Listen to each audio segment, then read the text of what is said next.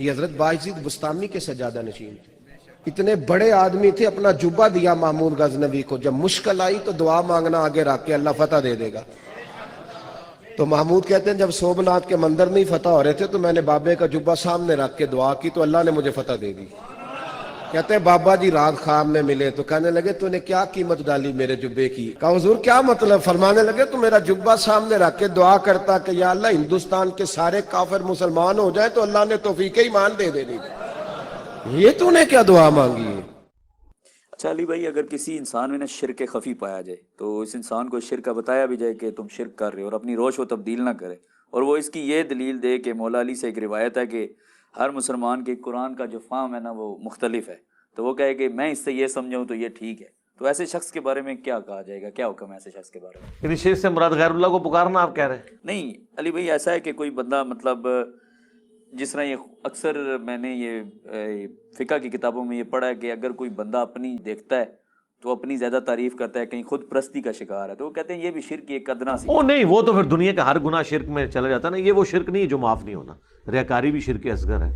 تو یہ معاف ہو جاتا ہے؟ شرک اصغر تو معاف ہو جائے گا توبہ سے، ہاں، اور اگر توبہ کے بغیر مرا تب بھی آخرت میں اس کا عذاب بھگت کے معاف ہو جائے گا۔ شرک جو معاف نہیں ہونا وہ شرک جلی ہے،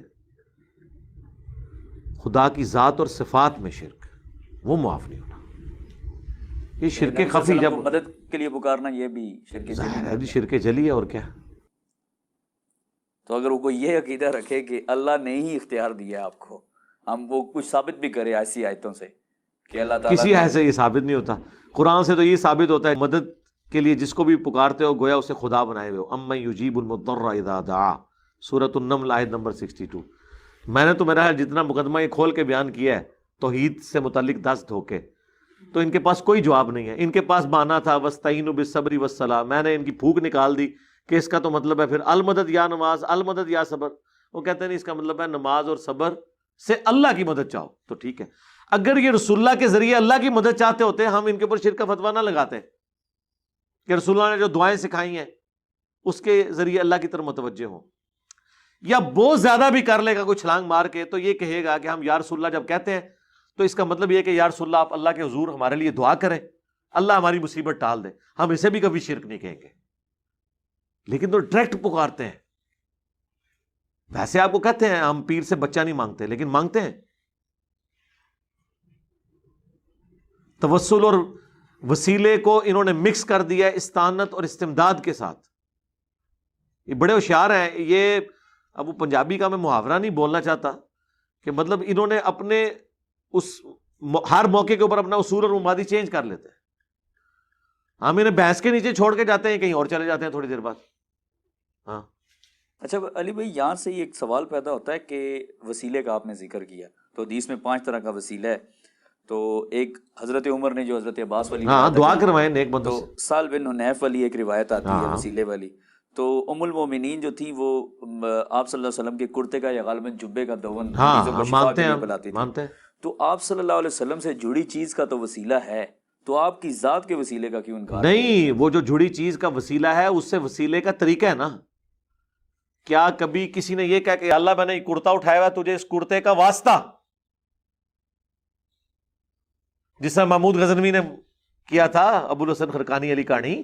حضرت ابو الحسن خرقانی ایک بزرگ گزرے ہیں، یہ حضرت باعزید بستامی کے سجادہ نشین تھے، اتنے بڑے آدمی تھے، اپنا جبہ دیا محمود غزنوی کو، جب مشکل آئی تو دعا مانگنا آگے رکھ کے اللہ فتح دے دے گا۔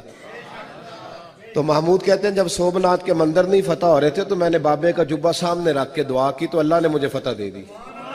کہتے ہیں بابا جی رات خواب میں ملے تو کہنے لگے تو نے کیا قیمت ڈالی میرے جبے کی؟ کہا حضور کیا مطلب؟ فرمانے لگے تو میرا جبہ سامنے رکھ کے دعا کرتا کہ یا اللہ ہندوستان کے سارے کافر مسلمان ہو جائیں تو اللہ نے توفیق ایمان دے دینی، یہ تو نے کیا دعا مانگی ہے؟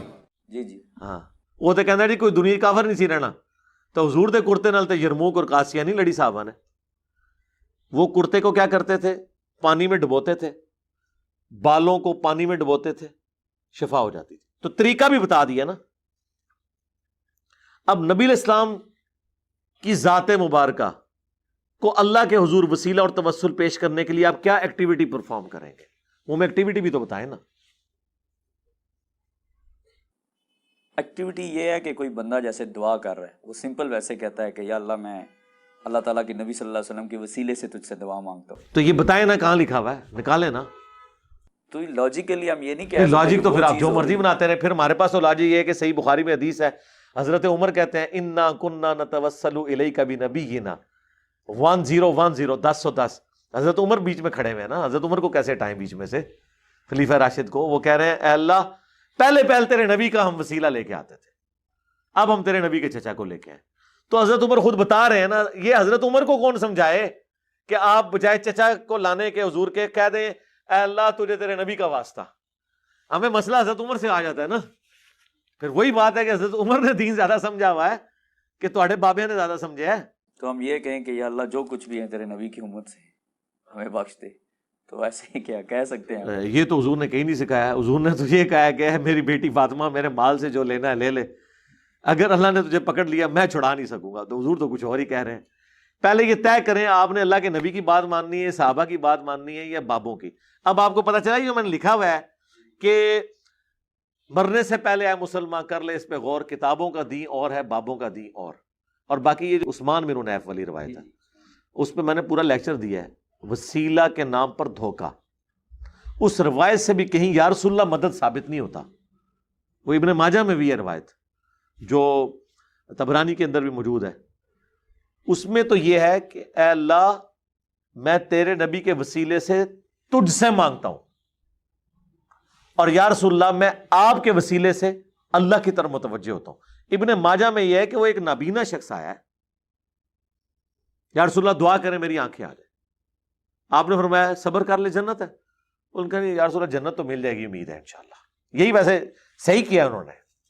ان کا بھی اتنی محنت کر رہے ہیں جنت لب جانی ہے، مصیبت اکھاں بڑی ہیں دنیا، آپ آنکھوں کے لیے دعا کریں. آپ فرمایا 2 رکعت نفل پڑھ، 2 نفل پڑھے اور پھر اللہ کے حضور دعا کر کہ اے اللہ میں تیرے نبی کے وسیلے سے تیری طرف متوجہ ہوتا ہوں، یا رسول اللہ میں آپ کے وسیلے سے اللہ کی طرف.